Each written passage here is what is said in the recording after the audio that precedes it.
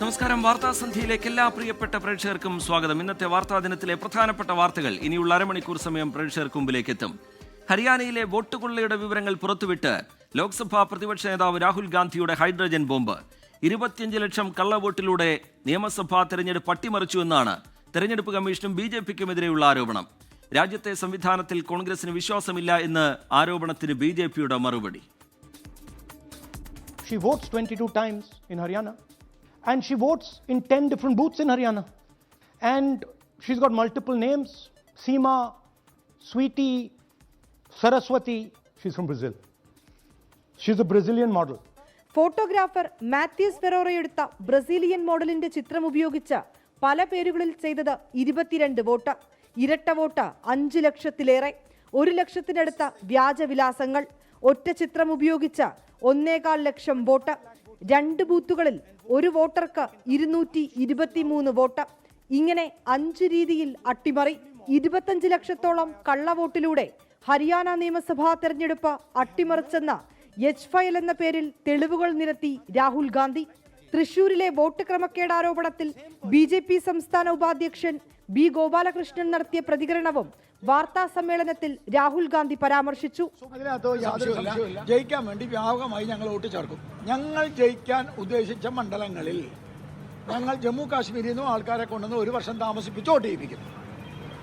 ഒരു സംശയമില്ല. എന്നാൽ ഇതുൾപ്പെടെ രാഹുൽ ഗാന്ധിയുടെ ആരോപണങ്ങൾ തള്ളി കേന്ദ്രമന്ത്രി കിരൺ റിജിജു. कि उसको उम्र को 124 बता करके जितना बदनाम किया, तो ऐसा नकली फोटोग्राफ, नकली नाम, नकली इशू लेकर के राहुल गांधी और कांग्रेस पार्टी समय समय में बोलते रहते हैं. മുമ്പ് മഹാരാഷ്ട്രയിലും കർണാടകയിലും വോട്ട് കൊള്ള നടത്തിയെന്നാരോപിച്ച് രാഹുൽ ഗാന്ധി രംഗത്തെത്തിയിരുന്നു. 24 ഡൽഹി. ശബരിമല സ്വർണ്ണക്കൊള്ളയിൽ നിലവിലെ ദേവസ്വം ബോർഡിനെ സംശയനിഴലിൽ നിർത്തി ഹൈക്കോടതി. നിലവിലെ ഭരണസമിതിയുടെ മിനിറ്റ്സിൽ ഗുരുതര ക്രമക്കേടുകളെന്നാണ് കണ്ടെത്തൽ. ഉണ്ണികൃഷ്ണൻ പോറ്റി ലക്ഷ്യം വെച്ചത് രാജ്യാന്തര വിഗ്രഹ കടത്തെന്ന സംശയവും ഹൈക്കോടതി ദേവസ്വം ബെഞ്ച് പ്രകടിപ്പിച്ചു. ഇടക്കാല ഉത്തരവിന്റെ പകർപ്പ് 24 ലഭിച്ചു. പ്രത്യേക അന്വേഷണ സംഘത്തിന്റെ റിപ്പോർട്ട് പരിശോധിച്ചതിന് പിന്നാലെയാണ് ഹൈക്കോടതിയുടെ വിമർശനം. 2025 ഉണ്ണികൃഷ്ണൻ പോറ്റിക്ക് ദ്വാരപാലക പാളി കൊടുത്തുവിട്ടത് മിനിറ്റ്സിൽ രേഖപ്പെടുത്തിയില്ല. സന്നിധാനത്ത് വെച്ച് തന്നെ അറ്റകുറ്റപ്പണി നടത്താൻ ഈ വർഷം മതിയായ സമയം കിട്ടിയെങ്കിലും ബോർഡ് തയ്യാറായില്ല. ഈ പശ്ചാത്തലത്തിലാണ് അഴിമതി നിരോധന നിയമം നിലനിൽക്കുമോ എന്ന ചോദ്യം കോടതി ഉയർത്തിയത്. ഉണ്ണികൃഷ്ണൻ പോറ്റിയെ രാജ്യാന്തര വിഗ്രഹ കടത്തുകാരൻ സുഭാഷ് കപൂറുമായാണ് കോടതി താരതമ്യപ്പെടുത്തിയത്. ശബരിമലയിലെ മൂല്യവസ്തുക്കളുടെ പകർപ്പുണ്ടാക്കി അന്താരാഷ്ട്ര മാർക്കറ്റിൽ വിൽക്കുകയായിരുന്നു ഉണ്ണികൃഷ്ണൻ പോറ്റിയുടെ ലക്ഷ്യമെന്നും കോടതി സംശയിക്കുന്നു. 2019 ഭരണസമിതിക്കെതിരെയും അതിരൂക്ഷ വിമർശനമുണ്ട്. ബാക്കി വന്ന ദേവസ്വം ബോർഡിന്റെ സ്വർണം ഉണ്ണികൃഷ്ണൻ പോറ്റി കൈവശം വെച്ചിട്ടും ക്രിമിനൽ നടപടി സ്വീകരിക്കാതിരുന്നത് അത്ഭുതപ്പെടുത്തിയെന്ന് കോടതി വ്യക്തമാക്കി. പോറ്റിയും ദേവസ്വം ബോർഡ് ഉദ്യോഗസ്ഥരും ചേർന്ന് ലക്ഷക്കണക്കിന് അയ്യപ്പ ഭക്തരെ വഞ്ചിച്ചു എന്ന നിഗമനത്തിലാണ് കോടതി. പ്രത്യേക അന്വേഷണ സംഘത്തിന് ശാസ്ത്രീയ പരിശോധന നടത്താൻ കോടതി അനുമതി നൽകി. ഹർജി 3 ആഴ്ചയ്ക്ക് ശേഷം വീണ്ടും പരിഗണിക്കും. ശബരിമല സ്വർണ്ണക്കൊള്ളയുമായി ബന്ധപ്പെട്ട പ്രത്യേക അന്വേഷണ സംഘത്തിന്റെ റിപ്പോർട്ട് ഹൈക്കോടതിയിലെത്തുമ്പോൾ കോടതി പോലും ഞെട്ടുന്ന സാഹചര്യമാണുള്ളത്. 3 ആഴ്ചയ്ക്ക് ശേഷം വീണ്ടും കേസ് പരിഗണിക്കുമ്പോൾ ഇനി എന്ത് എന്ന ചോദ്യം ബാക്കി. ഹൈക്കോടതിയിൽ നിന്ന് വിഷ്ണു സുരേഷ്, 24. ശബരിമല സ്വർണ്ണക്കൊള്ളയിൽ പ്രതിപക്ഷം ഉന്നയിച്ച വാദങ്ങൾ ഹൈക്കോടതി ശരിവെച്ചെന്ന് പ്രതിപക്ഷ നേതാവ് VD സതീശൻ. തിരുവിതാംകൂർ ദേവസ്വം ബോർഡ് മുൻ പ്രസിഡന്റ് N വാസുവിനെ അറസ്റ്റ് ചെയ്യണമെന്നും പ്രതിപക്ഷ നേതാവ് ആവശ്യപ്പെട്ടു. ദേവസ്വം ബോർഡിന്റെ കാലാവധി നീട്ടാൻ സർക്കാർ കൊണ്ടുവന്ന ഓർഡിനൻസിൽ ഒപ്പിടരുതെന്ന് ഗവർണറോട് അഭ്യർത്ഥിക്കുമെന്നും BJP വ്യക്തമാക്കി. അതേസമയം അന്വേഷണത്തിൽ സർക്കാരിനൊന്നും ഒളിക്കാനില്ല എന്ന് ദേവസ്വം മന്ത്രി VN വാസവൻ പ്രതികരിച്ചു. കാര്യങ്ങൾ കോടതിയെ ബോധ്യപ്പെടുത്തുമെന്നായിരുന്നു ദേവസ്വം ബോർഡ് പ്രസിഡന്റ് PS പ്രശാന്തിന്റെ പ്രതികരണം. നമ്മൾ നേരത്തെ തന്നെ പറഞ്ഞ കാര്യം നന്നായി അത് അന്വേഷിക്കണം, എല്ലാ കാര്യവും വെളിയിൽ വരണം. അതുകൊണ്ടാണല്ലോ SIT ചുമതലപ്പെടുത്താൻ നമ്മൾ ഗവൺമെൻറ് പറഞ്ഞു, കോടതി അതിനെ അംഗീകരിച്ചു, ഹൈക്കോടതിയുടെ മേൽനോട്ടം നടക്കുന്നു. മുഴുവൻ റിപ്പോർട്ട് പുറത്ത് വരട്ടെ, അത് കഴിഞ്ഞിട്ട് നമുക്കെല്ലാം പ്രതികരിക്കാം. ഇപ്പോൾ കോടതി ഏതായിരുന്നാലും അന്തിമമായിട്ട് ഈ കാര്യത്തെക്കുറിച്ചൊരു വിധിയും പറഞ്ഞിട്ടില്ല. ഇപ്പോൾ അന്വേഷണം നടക്കുകയാണ്. ആ അന്വേഷണം പൂർണ്ണതയിലെത്തി റിപ്പോർട്ട് കിട്ടിയതിന് ശേഷം കോടതി പരിശോധിച്ചതിന് ശേഷം കോടതി പറയില്ല. അന്നേരം നമുക്ക് ഈ കാര്യത്തെക്കുറിച്ച് പറ്റി ഇക്കാര്യത്തിൽ ഗവൺമെൻറ് അഭിപ്രായം എന്താണ് ഞാൻ നേരത്തെ പറഞ്ഞിട്ടുണ്ട്. ഞങ്ങൾ ഇക്കാര്യത്തിൽ എടുത്ത നിലപാടുകൾ സുതാര്യമായതുകൊണ്ടാണ് ഞങ്ങൾ ആ നിലപാടെടുത്തത്. 98 മുതൽ 2025 വരെയുള്ള ഇതുമായി ബന്ധപ്പെട്ട എല്ലാ ബോർഡുകളുടെയും അന്വേഷണം ബോളുകളെയും ഉൾപ്പെടുത്തി അന്വേഷണ പരിധിയിൽ വരുത്തണമെന്ന് തന്നെയാണ് ഞങ്ങൾ അന്നത്തെ നിലപാട്, ഇന്നത്തെ നിലപാട്. പക്ഷെ ഞങ്ങൾ അങ്ങനെ ഒരു നിലപാടെടുക്കാൻ ഞങ്ങൾക്ക് ഒരു ബോധ്യം എന്ന് പറയുന്നത് കൃത്യമായും സുതാര്യമായും കാര്യങ്ങൾ നടത്തി എന്നുള്ള ബോധ്യം ഞങ്ങൾക്കുള്ളതുകൊണ്ടാണ്. 24 ബിഗ് ബ്രേക്കിംഗ്. തീവ്ര വോട്ടർ പട്ടിക പരിഷ്കരണം നിയമപരമായി ചോദ്യം ചെയ്യാൻ സർക്കാർ വിളിച്ച സർവകക്ഷി യോഗത്തിലാണ് തീരുമാനം. BJP ഒഴികെയുള്ള കക്ഷികൾ തീരുമാനത്തെ പിന്തുണച്ചു. ആർ ശ്രീജിത്ത് വിവരങ്ങളുമായി ചേരുന്നുണ്ട് തിരുവനന്തപുരത്ത് നിന്ന്. ശ്രീജിത്ത്, സുപ്രീം കോടതിയിലേക്ക് പോയ തമിഴ്നാടിന്റെയൊക്കെ മാതൃക നമുക്ക് മുമ്പിലുണ്ട്. അതേ മാതൃകയിൽ തന്നെ ഇതിൽ കേവലം എതിർപ്പ് മാത്രമല്ല നിയമ പോരാട്ടം കൂടി വേണം എന്നുള്ള ആവശ്യം യോഗത്തിൽ ഉയരുകയാണ് എന്ന് മനസ്സിലാക്കുന്നു.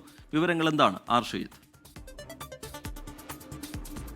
റിജിത്ത്, തീവ്ര വോട്ടർ പട്ടിക പരിഷ്കരണം നടപ്പിലാക്കുന്നതിനെതിരെ നിയമ നടപടി സ്വീകരിക്കണം എന്നതാണ് മുഖ്യമന്ത്രി വിളിച്ചു ചേർത്ത സർവകക്ഷി യോഗത്തിലെ പൊതുവികാരം. അതുതന്നെയാണ് യോഗത്തിൻ്റെ തീരുമാനമായി ഇപ്പോൾ പുറത്തുവരുന്നത്.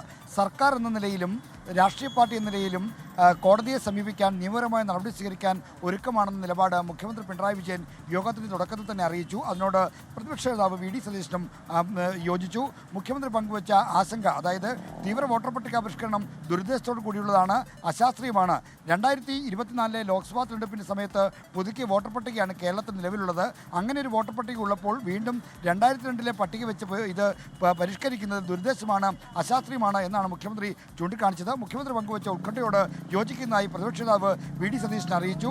മാത്രമല്ല, കേസിൽ കക്ഷി ചേരാൻ കൂടി തയ്യാറാണെന്നും പ്രതിപക്ഷ നേതാവ് അറിയിച്ചു. BJP ഒഴികെയുള്ള എല്ലാ കക്ഷികളും നിയമ നടപടി സ്വീകരിക്കണമെന്ന പൊതുവികാരത്തിലൊപ്പം നിന്നു. എന്തായാലും നിയമ നടപടി സ്വീകരിക്കുന്നതുമായി ബന്ധപ്പെട്ട് നിയമോപദേശം തേടും. അതനുസരിച്ചായിരിക്കും തുടർ നീക്കങ്ങൾ. തമിഴ്നാട് DMK ഇപ്പോൾ തന്നെ സുപ്രീം കോടതിയെ സമീപിച്ചിട്ടുണ്ട്.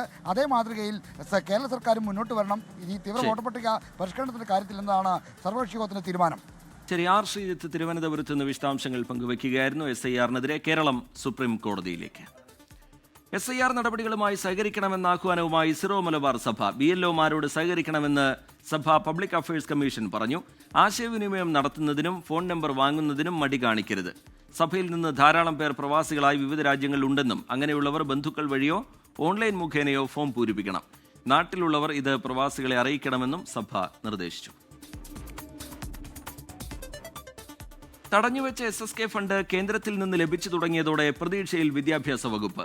1158 കോടി രൂപ കേന്ദ്രം നൽകാനുണ്ടെന്നും ഇത് നേടിയെടുക്കാനും കഴിയുമെന്നും വിദ്യാഭ്യാസ മന്ത്രി V ശിവൻകുട്ടി പറഞ്ഞു. PM ശ്രീ പദ്ധതി മരവിപ്പിക്കുന്ന കത്ത് AGയുടെ നിയമോപദേശത്തിന് ശേഷം കേന്ദ്രത്തിന് കൈമാറും. കഴിഞ്ഞ ദിവസമാണ് വിദ്യാഭ്യാസ അവകാശ നിയമപ്രകാരം ലഭിക്കേണ്ട 109 കോടി രൂപയിൽ 92 കോടി 41 ലക്ഷം രൂപ സംസ്ഥാനത്തിന് ലഭിച്ചത്. നിർമ്മാണ ആവശ്യങ്ങൾക്കുള്ള നോൺ റെക്കറിംഗ് ഫണ്ട് 17 കോടി രൂപ ഇനി കിട്ടാനുണ്ട്. സ്പെഷ്യൽ എഡ്യൂക്കേറ്റർ ഫണ്ടും ഉടൻ ലഭിക്കുമെന്നാണ് പ്രതീക്ഷ. 2023-24 കാലഘട്ടത്തിലെ 118 കോടി 58 ലക്ഷം രൂപയും 2024-25 കാലഘട്ടത്തിലെ 513 കോടി രൂപയും 25-26 കാലഘട്ടത്തിലെ 456 കോടി രൂപയും ഇനി ലഭിക്കാനുണ്ട്. ഇത് വിദ്യാഭ്യാസ അവകാശ നിയമപ്രകാരം കുഞ്ഞുങ്ങൾക്ക് അർഹതപ്പെട്ട റിക്കറിംഗ് ഫണ്ടാണ്. നിർമ്മാണ ആവശ്യങ്ങൾക്കായുള്ള നോൺ റിക്കറിംഗ് ഫണ്ട് 17 കോടി രൂപ ഇനിയും ലഭിക്കാനുണ്ട്. SSK ഫണ്ട് ആദ്യ ഗഡു ലഭിച്ചത് PMC പദ്ധതിയിൽ ഒപ്പിട്ടതിന്റെ നേട്ടമാണെന്നോ അല്ലെന്നോ പറയാനില്ലെന്നും വിദ്യാഭ്യാസ മന്ത്രി പ്രതികരിച്ചു. PMC പദ്ധതിയിൽ മരവിപ്പിക്കണമെന്ന മന്ത്രിസഭാ തീരുമാനം കേന്ദ്രത്തെ അറിയിക്കാനുള്ള കത്ത് AGയുടെ പരിഗണനയിലാണ്. 24 തിരുവനന്തപുരം. ആരോഗ്യവകുപ്പിലെ വിവിധ ആശുപത്രികളിൽ 202 ഡോക്ടർമാരുടെ തസ്തികകൾ സൃഷ്ടിക്കും. സംസ്ഥാന മന്ത്രിസഭാ യോഗത്തിന്റേതാണ് തീരുമാനം. കാസർഗോഡ്, വയനാട് മെഡിക്കൽ കോളേജുകളിലും പുതിയ തസ്തികകൾ ഉണ്ടാകും. മുന്നാക്ക സമുദായ കമ്മീഷൻ പുനഃസംഘടിപ്പിക്കാനും തീരുമാനിച്ചിട്ടുണ്ട്. ഹൈക്കോടതി ജഡ്ജിയായി വിരമിച്ച CN രാമചന്ദ്രൻ നായരാണ് കമ്മീഷന്റെ പുതിയ അധ്യക്ഷൻ. സെബാസ്റ്റ്യൻ ചുണ്ടൽ, G രതികുമാർ എന്നിവരെ അംഗങ്ങളായും ഉൾപ്പെടുത്തി. ഡിജിറ്റൽ റീസർവേ പ്രവർത്തനങ്ങൾ റീബിൽഡ് കേരള ഇനീഷ്യേറ്റീവ് ഫണ്ട് ഉപയോഗിച്ച് നടത്തും. തൃശൂരിൽ തമിഴ്നാട് പോലീസിന്റെ കസ്റ്റഡിയിൽ നിന്ന് ചാടിപ്പോയ കുപ്രസിദ്ധ മോഷ്ടാവ് ബാലമുരുകൻ സംസ്ഥാനം വിട്ടു എന്ന് സൂചന. തെങ്കാശി, പൊള്ളാച്ചി തുടങ്ങിയ സ്ഥലങ്ങൾ കേന്ദ്രീകരിച്ചാണ് നിലവിലെ അന്വേഷണം. തമിഴ്നാട് പോലീസിന്റെ വീഴ്ച വ്യക്തമാക്കുന്ന ബാലമുരുകന്റെ CCTV ദൃശ്യങ്ങൾ 24 പുറത്തുവിട്ടു. തൃശൂരിൽ നിന്ന് ബാലമുരുകൻ തമിഴ്നാട് പൊള്ളാച്ചിയിലേക്ക് കടന്നെന്നാണ് കേരള പോലീസിന്റെ സംശയം. പാലക്കാട് വഴി തമിഴ്നാട്ടിലേക്ക് ബാലമുരുകൻ കടന്നിട്ടുണ്ടാകാം. ഇതിന്റെ അടിസ്ഥാനത്തിൽ തമിഴ്നാട് കേന്ദ്രീകരിച്ച് തിരച്ചിൽ ഊർജിതമാക്കാനാണ് തീരുമാനം. അന്വേഷണത്തിനായി തൃശൂരിൽ നിന്നുള്ള സംഘം തമിഴ്നാട്ടിലേക്ക് പോകും. തമിഴ്നാട് പോലീസ് സംഘം ഇതിനോടകം തെങ്കാശിയിൽ പരിശോധന ആരംഭിച്ചു. അതേസമയം ബാലമുരുകന്റെ രക്ഷപ്പെടലിൽ തമിഴ്നാട് പോലീസിന് വീഴ്ച സംഭവിച്ചുവെന്ന് തെളിയിക്കുന്ന CCTV ദൃശ്യങ്ങൾ 24 ലഭിച്ചു.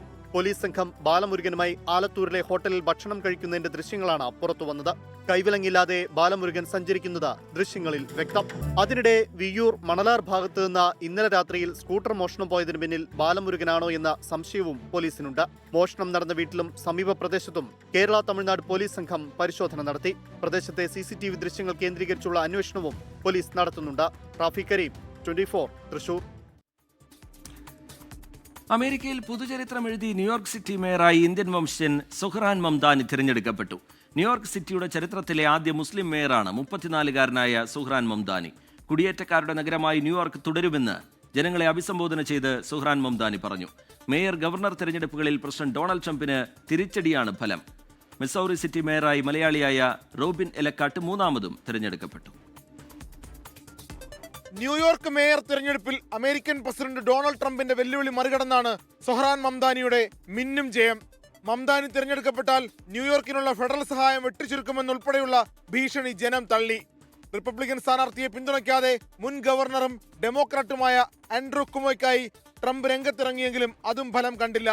സാധാരണക്കാരുടെ ജീവിത പ്രശ്നങ്ങൾ ഉന്നയിച്ച മംദാനി ലോകത്തെ വലിയ നഗരത്തിന്റെ മുഖമായി. കുടിയേറ്റവും ഇസ്ലാമോഫോബിയയും പരാമർശിച്ച് മംദാനിയുടെ വിജയപ്രസംഗം. Where the more than 1 million Muslims know that they belong. Not just in the 5 boroughs of this city, but in the halls of power. ഇന്ത്യയിൽ ജനിച്ച ഗസാല ഹാഷ്മി വെർജീനിയ ലഫ്റ്റനന്റ് ഗവർണറായി തിരഞ്ഞെടുക്കപ്പെട്ടു. സിൻസിനാറ്റിയിൽ ഇന്ത്യൻ വംശജനായ അഫ്താബ് പുരേവാൾ വീണ്ടും മേയറായി. ഇരുവരും ഡെമോക്രാറ്റുകളാണ്. ന്യൂജേഴ്സിയിലും വെർജീനിയയിലും ഡെമോക്രാറ്റുകളായ വനിതകളാണ് ഗവർണർ സ്ഥാനത്തേക്ക് ജയിച്ചത്. രണ്ടിടത്തും ആദ്യമായാണ് വനിതകളുടെ വിജയം. ബാലറ്റിൽ തന്റെ പേരില്ലാത്തതും ഷട്ട്ഡൌണുമാണ് തിരഞ്ഞെടുപ്പിൽ റിപ്പബ്ലിക്കന്മാർ പരാജയപ്പെടാൻ കാരണമെന്നാണ് ട്രംപിന്റെ വിശദീകരണം. International desk, 24. പൊടിപാറും പ്രചാരണത്തിനൊടുവിൽ ബീഹാർ നാളെ പോളിംഗ് ബൂത്തിലേക്ക്. 18 ജില്ലകളിലെ 121 മണ്ഡലങ്ങളാണ് ഒന്നാം ഘട്ടത്തിൽ വിധിയെഴുതുക.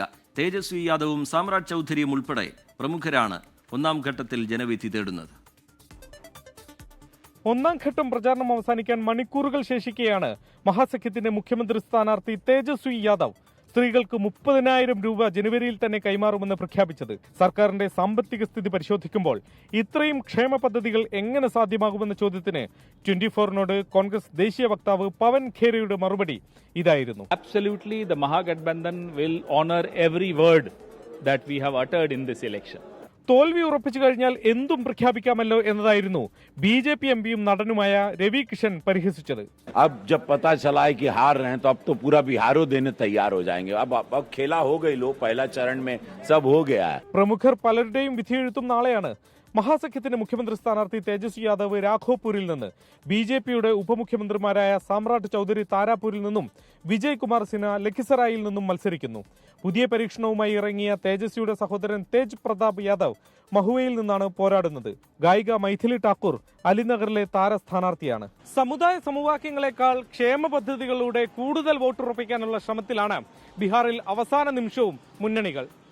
ബീഹാറിലെ പട്നയിൽ നിന്നും വരുൺ വടശ്ശേരിക്കരയ്ക്കൊപ്പം ശ്രീനാഥ് ചന്ദ്രൻ, 24. കരൂർ ദുരന്തത്തിന് ശേഷം ഇതാദ്യമായി പാർട്ടി വേദിയിലെത്തി TVK അധ്യക്ഷൻ വിജയ്. കരൂർ ദുരന്തത്തിന് കാരണം സ്റ്റാലിനും DMKയുമാണെന്ന് മാമല്ലപുരത്തെ TVK യോഗത്തിൽ വിജയ് വിമർശിച്ചു. അടുത്ത വർഷത്തെ നിയമസഭാ തെരഞ്ഞെടുപ്പിൽ പോരാട്ടം DMKയും TVKയും തമ്മിലാണെന്നും വിജയ് പറഞ്ഞു. മാമല്ലപുരത്തെ സ്വകാര്യ റിസോർട്ടിൽ നടന്ന പാർട്ടിയുടെ പ്രത്യേക ജനറൽ കൗൺസിൽ യോഗത്തിലാണ് വിജയിയുടെ വിമർശനം. കരൂർ ദുരന്തത്തിൽ തനിക്കും പാർട്ടിക്കും അഗാധമായ ദുഃഖമുണ്ട്. അതുകൊണ്ടാണ് ഇത്രയും ദിവസത്തെ മൗനം. ദുരന്തത്തെ രാഷ്ട്രീയവത്കരിക്കുന്നില്ലെന്ന് അവകാശപ്പെട്ടുകൊണ്ട് മുഖ്യമന്ത്രി തെറ്റായ ആരോപണങ്ങൾ ഉന്നയിക്കുകയാണെന്ന് വിജയ്. இந்த கபட நாடக திமுக அரசோட தில்லுமுல்லுகளை தாங்கி பிடிக்க இயலாமல் உச்சநீதிமன்றத்தில் திக்கு திணறி நின்றது முதல்வர் அவர்களுக்கு மறந்துவிட்டதா? പാർട്ടി കരൂരിൽ മാത്രമല്ല മറ്റു ജില്ലകളിലും പൊതുയോഗങ്ങൾ സംഘടിപ്പിച്ചിട്ടുണ്ട്. ജനങ്ങൾക്ക് സൗകര്യപ്രദമായി ഒത്തുകൂടാൻ കഴിയുന്ന വേദികൾ പാർട്ടി ആവശ്യപ്പെടുമ്പോഴെല്ലാം അത് നിരസിക്കുകയും പകരം സ്ഥലപരിമിതികളുള്ള സ്ഥലങ്ങൾ അനുവദിക്കുകയും ചെയ്യുന്നുവെന്നും ആരോപണം. இந்த லாஸ்ட் மினிட் வரைக்கும் எங்களுக்கு அந்த இடம் கொடுப்பாங்களா மாட்டாங்களா, பெர்மிஷன் தருவாங்களா மாட்டாங்களா, இப்படியே இழுத்து அடிச்சுக்கிட்டு இருப்பாங்க. நாகப்பட்டினத்தில் சொன்னது மாதிரி தான், நாங்கள் ஒரு இடம் செலக்ட் பண்ணி கேட்போம், மக்கள் நல்லா ஸ்பேஷியஸாக நின்று பார்க்குற மாதிரி. பட் அவங்க அதையெல்லாம் ரிஜெக்ட் பண்ணிட்டு மக்கள் நெருக்கடியோடு நின்று பார்க்குற மாதிரி ஒரு இடத்த செலக்ட் பண்ணி எங்களுக்கு கொடுப்பாங்க. TVK വിജയിയുടെ നേതൃത്വത്തിൽ തെരഞ്ഞെടുപ്പിൽ മത്സരിക്കുമെന്നും സഖ്യങ്ങളെക്കുറിച്ചുള്ള തീരുമാനങ്ങൾ എടുക്കാൻ വിജയിയെ ചുമതലപ്പെടുത്താനും ജനറൽ കൗൺസിൽ പ്രമേയം പാസാക്കി. 24 ചെന്നൈ.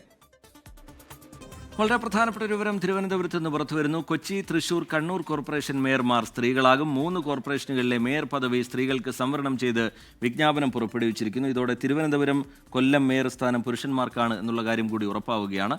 ആർ ശ്രീജിത്ത് വിവരങ്ങളുമായി തിരുവനന്തപുരത്ത് നിന്ന് ചേരുന്നുണ്ട്. ശ്രീജിത്ത്, വിശദാംശങ്ങൾ. ശ്രീജിത്ത്. റിജിത്ത്, തദ്ദേശ തെരഞ്ഞെടുപ്പിന് മുമ്പുള്ള സംസ്ഥാന തെരഞ്ഞെടുപ്പ് കമ്മീഷന്റെ ഏറ്റവും പ്രധാനപ്പെട്ട ഒരു നടപടിയാണ് ഓരോ തദ്ദേശ സ്ഥാപനങ്ങളിലെയും അധ്യക്ഷന്മാർ ആരാകണം എന്നുള്ളത്. അതായത് സ്ത്രീകളാണോ അല്ലെങ്കിൽ പട്ടികജാതി സ്ത്രീ വിഭാഗമാണോ പട്ടികവർഗ സ്ത്രീ വിഭാഗമാണോ എന്ന തരത്തിൽ ആ അധ്യക്ഷ സ്ഥാനങ്ങൾ സംവരണ അടിസ്ഥാനത്തിലാണോ എന്നതിലൊരു വിജ്ഞാപനം ഇറക്കേണ്ടതുണ്ട്.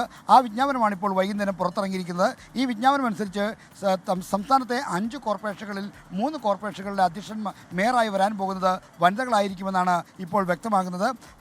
കൊച്ചി, തൃശൂർ, കണ്ണൂർ കോർപ്പറേഷൻ മേയർമാർ വനിതകൾക്ക് സംവരണം ചെയ്തുകൊണ്ട് ആ പദവികൾ വനിതകൾക്ക് സംവരണം ചെയ്തുകൊണ്ട് വിജ്ഞാപനം ഇറക്കി. ഇതോടൊപ്പം തന്നെ സംസ്ഥാനത്തെ വിവിധ മുനിസിപ്പാലിറ്റികളുടെ അധ്യക്ഷന്മാരുടെ കാര്യത്തിലുള്ള വിജ്ഞാപനവും പുറത്തിറങ്ങിയിട്ടുണ്ട്. ജില്ലാ പഞ്ചായത്തുകളുടെ അധ്യക്ഷന്മാരുടെ കാര്യവും പുറത്തിറങ്ങിയിരിക്കുന്നു. സംസ്ഥാനത്തെ ഈ കോഴിക്കോട്, കൊച്ചി, തൃശൂർ, കണ്ണൂർ കോർപ്പറേഷൻ മേയർമാർ സ്ത്രീകളാകുമ്പോൾ കൊല്ലത്തെയും കോഴിക്കോട്ടെയും തിരുവനന്തപുരത്തെയും മേയർമാർ പുരുഷന്മാരായിരിക്കുമെന്ന കാര്യം ഉറപ്പിക്കാം. ജില്ലാ പഞ്ചായത്തിൽ തിരുവനന്തപുരം, കൊല്ലം, പത്തനംതിട്ട, ഇടുക്കി, എറണാകുളം, തൃശൂർ, കോഴിക്കോട്, വയനാട് ജില്ലാ പഞ്ചായത്തുകളുടെ അധ്യക്ഷസ്ഥാനമായിരിക്കും സ്ത്രീകൾക്ക് ലഭിക്കുക. ബാക്കിയുള്ള 6 ജില്ലാ പഞ്ചായത്തുകളുടെ അധ്യക്ഷസ്ഥാനമായിരിക്കും പുരുഷന്മാർക്ക് ലഭിക്കാൻ പോകുന്നത്, ജനറൽ വിഭാഗത്തിന് ലഭിക്കാൻ പോകുന്നത്. ശരി, ആർ ശ്രീജിത്ത് തിരുവനന്തപുരത്ത് നിന്ന് വിവരങ്ങൾ നൽകുകയായിരുന്നു. കൊച്ചി, തൃശൂർ, കണ്ണൂർ കോർപ്പറേഷൻ മേയർമാർ സ്ത്രീകളാകും. അതുപോലെ തിരുവനന്തപുരം, കൊല്ലം, പത്തനംതിട്ട, ഇടുക്കി, എറണാകുളം, തൃശൂർ, കോഴിക്കോട്, വയനാട് ജില്ലാ പഞ്ചായത്തുകളുടെ അധ്യക്ഷ സ്ഥാനവും സ്ത്രീകൾക്ക് സംവരണം ചെയ്തിരിക്കുന്നു. ഇടുക്കി മൂന്നാറിൽ വിനോദസഞ്ചാരിയായ യുവതിയെ തടഞ്ഞുവെച്ച് ഭീഷണിപ്പെടുത്തിയ സംഭവത്തിൽ 3 ടാക്സി ഡ്രൈവർമാരുടെ ലൈസൻസ് സസ്പെൻഡ് ചെയ്യും. ലൈസൻസ് സസ്പെൻഡ് ചെയ്യാൻ പോലീസ് മോട്ടോർ വാഹന വകുപ്പിന് കത്ത് നൽകിയിരുന്നു. ഓൺലൈൻ ടാക്സി സേവനം ഉപയോഗിച്ചതിനായിരുന്നു മുംബൈ സ്വദേശി ജാൻവിക്ക് നേരെ മൂന്നാറിൽ ഡ്രൈവർമാരുടെ കയ്യാങ്കളി. മൂന്നാർ സ്വദേശികളായ P. Vijayakumar, K. Vinayakan, A. Aneesh Kumar എന്നിവരെ പോലീസ് അറസ്റ്റ് ചെയ്ത് സ്റ്റേഷൻ ജാമ്യത്തിൽ വിട്ടയച്ചിരുന്നു. 2 ടാക്സി കാറുകളിലും ഇരുചക്ര വാഹനത്തിലുമാണ് ഇവർ പ്രശ്നമുണ്ടാക്കാനെത്തിയത്. ലൈസൻസിനൊപ്പം ഈ വാഹനങ്ങളുടെയും പെർമിറ്റ് റദ്ദാക്കാനും നീക്കമുണ്ട്. കയ്യാങ്കളിക്ക് നിന്നിട്ടില്ലെന്നും ഓൺലൈൻ ടാക്സി മൂന്നാറിൽ സർവീസ് നടത്തുന്നതിന്റെ നിയന്ത്രണങ്ങൾ പറഞ്ഞു മനസ്സിലാക്കുകയാണ് ചെയ്തതെന്നും ഡ്രൈവർമാർ വിശദീകരിക്കുന്നു. ഓൺലൈൻ ടാക്സി ഡ്രൈവർമാരുടെ വിശദമായ മൊഴി രേഖപ്പെടുത്തിയ ശേഷം തുടർ നടപടി സ്വീകരിക്കുമെന്ന് പോലീസ് വിശദീകരിച്ചു. കൂടുതൽ പരാതിയില്ലെന്ന നിലപാടിലാണ് യുവതിയുടെ കുടുംബാംഗങ്ങളും. സംഭവം വിവാദമായതോടെ ഇൻസ്റ്റാഗ്രാമിലെ വീഡിയോ യുവതി നീക്കം ചെയ്തിരുന്നു. 24 ഇടുക്കി. എറണാകുളം അങ്കമാലിയിൽ മുത്തശ്ശിക്കരികിൽ കിടന്നുറങ്ങി 6 മാസം പ്രായമായ കുഞ്ഞിനെ കഴുത്തുമുറിഞ്ഞ് കൊല്ലപ്പെട്ട നിലയിൽ കണ്ടെത്തി. കറുകുറ്റി സ്വദേശികളായ ആന്റണി, റൂത്ത് ദമ്പതികളുടെ മകൾ ഡെൽനയാണ് കൊല്ലപ്പെട്ടത്. കുട്ടിയുടെ മുത്തശ്ശി പോലീസിന്റെ നിരീക്ഷണത്തിലാണ്. ഇന്ന് രാവിലെ 9:30ഓടെയാണ് അങ്കമാലിയെ നടുക്കിയ സംഭവം. ആന്റണിയും റൂത്തും കറുകുറ്റി ചീനിയിലുള്ള റൂത്തിന്റെ വീട്ടിലാണ് താമസിക്കുന്നത്. ഇവരെ കൂടാതെ റൂത്തിന്റെ രക്ഷിതാക്കളും വീട്ടിലുണ്ടായിരുന്നു. 6 മാസം മാത്രം പ്രായമായ കുഞ്ഞിനെ അടുക്കളയിൽ കഞ്ഞിയെടുക്കാൻ പോകാൻ നേരം റൂത്ത് അമ്മയ്ക്കരികിൽ കിടത്തിപ്പോയതാണ്. അല്പസമയത്തിനുള്ളിൽ തിരിച്ചുവന്നു നോക്കിയപ്പോൾ ചോരയിൽ കുളിച്ചു കിടക്കുന്ന കുട്ടിയെയാണ് കണ്ടത്. ശബ്ദം കേട്ട് അയൽക്കാർ ഓടിയെത്തി. അങ്കമാലി അപ്പോളോ ആശുപത്രിയിൽ എത്തിച്ചെങ്കിലും കുഞ്ഞു മരിച്ചു. കഴുത്തിൽ മുറിവുണ്ട്. വിഷാദരോഗത്തിന് ചികിത്സ തേടുന്നയാളാണ് അമ്മൂമ്മ റോസ്ലി. അവിടെ നിന്ന് കത്തി പുറത്തുനിന്ന് കിട്ടിയതായിട്ട് അറിയുന്നു. അമ്മൂമ്മയുടെ ഈ ലെഫ്റ്റ് സൈഡിലെ ഇവിടേക്ക് ബ്ലഡ് ഉള്ളതായിട്ട് പറഞ്ഞു. അപ്പോൾ അങ്ങനെ അമ്മൂമ്മയിലേക്കാണ് പോകുന്നത്. ആളൊരു വിഷാദരോഗത്തിന് ഇതൊക്കെയാണെന്ന് പറയുന്നു. അങ്ങനെയാണ് ഇപ്പോൾ നിലവിൽ. തുടർന്ന് അമിതമായ ഗുളിക കഴിച്ച റോസ്ലിയെയും ആശുപത്രിയിൽ പ്രവേശിപ്പിച്ചു. പോലീസ് കസ്റ്റഡി നിരീക്ഷണത്തിലാണ് നിലവിൽ മുത്തശ്ശി. അങ്കമാലി പോലീസ് അസ്വാഭാവിക മരണത്തിന് കേസെടുത്തു. ആലുവ ഡിവൈഎസ്പിക്കാണ് അന്വേഷണ ചുമതല. 24 കൊച്ചി. ഉന്നത വിദ്യാഭ്യാസ വകുപ്പിന്റെ എതിർപ്പ് അവഗണിച്ച് കാലിക്കറ്റ് സർവകലാശാല വൈസ് ചാൻസലർ നിയമനവുമായി രാജ്ഭവൻ മുന്നോട്ട്. സെർച്ച് കമ്മിറ്റിയിൽ നിന്ന് ഒഴിവാക്കണമെന്നാവശ്യപ്പെട്ട സർവകലാശാല പ്രതിനിധി ഡോക്ടർ A. സാബുവിന്റെ ആവശ്യം രാജ്ഭവൻ തള്ളി. രാജ്ഭവന്റേത് സർക്കാരിന്റെ അധികാരത്തിന്മേലുള്ള കടന്നുകയറ്റമെന്നും സെർച്ച് കമ്മിറ്റിയിലെ അപാകതയിൽ കോടതിയെ സമീപിക്കുമെന്നും ഉന്നത വിദ്യാഭ്യാസ മന്ത്രി ഡോക്ടർ R. ബിന്ദു പറഞ്ഞു. യുവേഫ ചാമ്പ്യൻസ് ലീഗ് ഫുട്ബോളിൽ ബാഴ്സലോണയും മാഞ്ചസ്റ്റർ സിറ്റിയും ഇന്ന് കളത്തിൽ. ചെൽസി, ഇന്റർ മിലാൻ ടീമുകൾക്കും ഇന്ന് മത്സരമുണ്ട്. പരിക്കിനാൽ വലയുകയാണ് FC ബാഴ്സലോണ. ഫുൾ സ്ക്വാഡുമായി കളിച്ച കാലം മറന്നു. റാഫീഞ്ഞ, ഗാവി, ഗാർസിയ തുടങ്ങിയവരെല്ലാം പുറത്താണ്. മധ്യനിരയുടെ എഞ്ചിൻ പെഡ്രിക്ക് കൂടി പരിക്കേറ്റതോടെ ഹാൻസി ഫ്ലിക്കിന്റെ തലവേദന കൂടി. ചാമ്പ്യൻസ് ലീഗിലെ 4ാം റൗണ്ട് പോരിൽ ക്ലബ് ബ്രൂഗിനെതിരെ ഇറങ്ങുമ്പോൾ സൂപ്പർ താരം ലെമീൻ യമാലും പൂർണ്ണ സജ്ജനല്ലെന്നാണ് റിപ്പോർട്ടുകൾ. എന്നാൽ റോബർട്ട് ലെവൻഡോസ്കിയും ഡാനി ഓൾമോയും തിരിച്ചെത്തുന്നത് കറ്റാലൻസിന് കരുത്താകും. 3 മത്സരങ്ങളിൽ 6 പോയിന്റുള്ള ബാഴ്സയ്ക്ക് ഇന്ന് ജയിച്ചാൽ ടോപ്പ് 8-ൽ തിരിച്ചെത്താം. അപരാജിത കുതിപ്പ് തുടരാനിറങ്ങുകയാണ് പെപ് ഗാർഡിയോളയുടെ മാഞ്ചസ്റ്റർ സിറ്റി. ബൊറൂസിയ ഡോട്ട്മുണ്ടിനെതിരെ അവരുടെ മുൻ താരം എർലിംഗ് ഹാലൻഡാണ് സിറ്റിയുടെ വജ്രായുധം. 3 കളിയിൽ 4 ഗോളുമായി സീസണിൽ ടോപ്പ് സ്കോറർമാരുടെ പട്ടികയിൽ മുൻനിരയിലുണ്ട് Haaland. Inter Milan, Newcastle United ടീമുകൾക്കും ഇന്ന് മത്സരമുണ്ട്. രാത്രി 1:30-ക്കാണ് എല്ലാ കളികളും. Sports desk 24. ലോകത്തെവിടെയായാലും ഏത് സമയത്തും 24 വാർത്തകളും ഓഗ്മെന്റഡ് റിയാലിറ്റി പാക്കേജുകളും എക്സ്പ്ലെയിനറുകളും വിശദമായി കാണാൻ ഞങ്ങളുടെ യൂട്യൂബ് ചാനൽ നിങ്ങൾക്ക് സബ്സ്ക്രൈബ് ചെയ്യാം.